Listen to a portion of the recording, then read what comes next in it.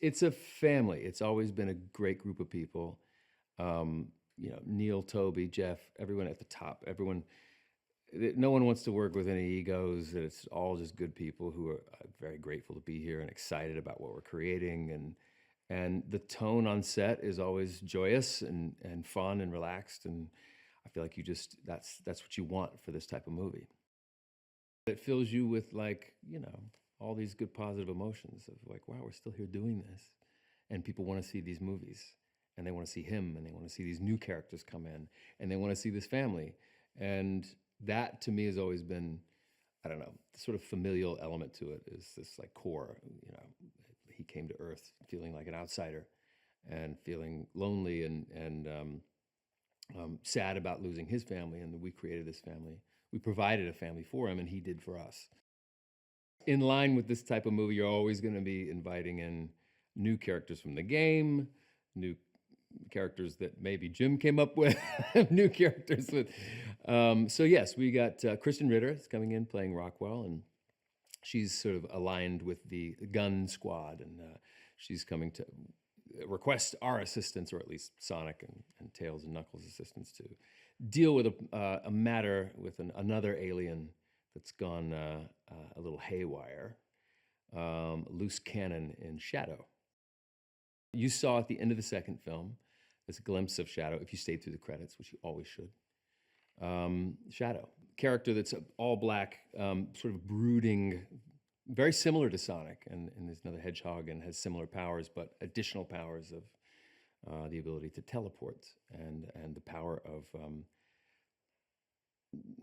anger from wanting revenge. And I think that Sonic, what he's learned over time is to not let his emotions take over and his anger take over.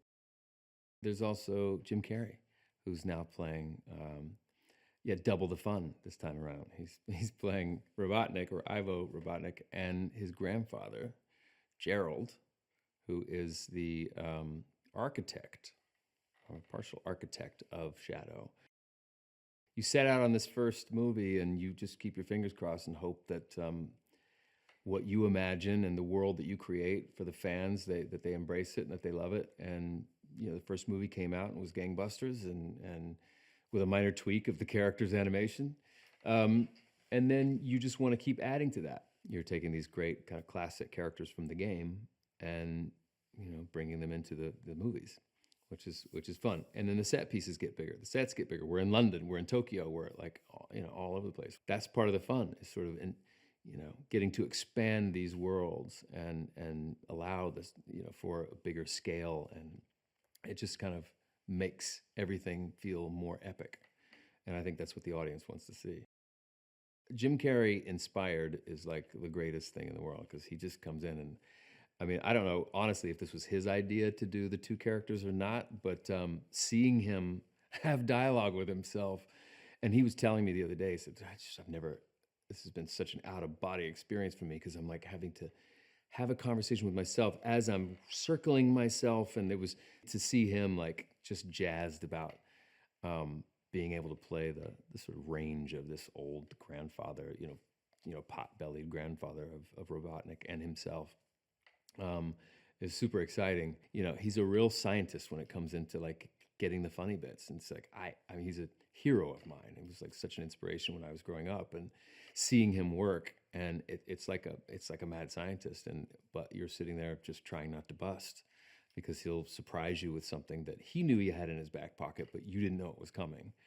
And it's so much fun watching him play and have so much fun with these characters.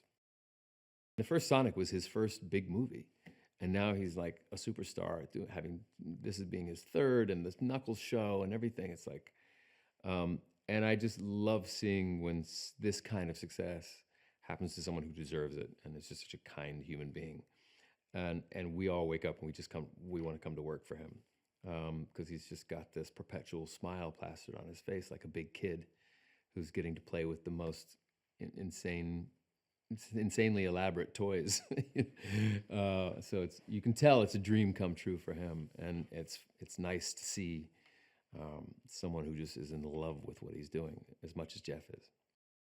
we always talked about the core of all of these films as being, you know, themes of acceptance and themes of family and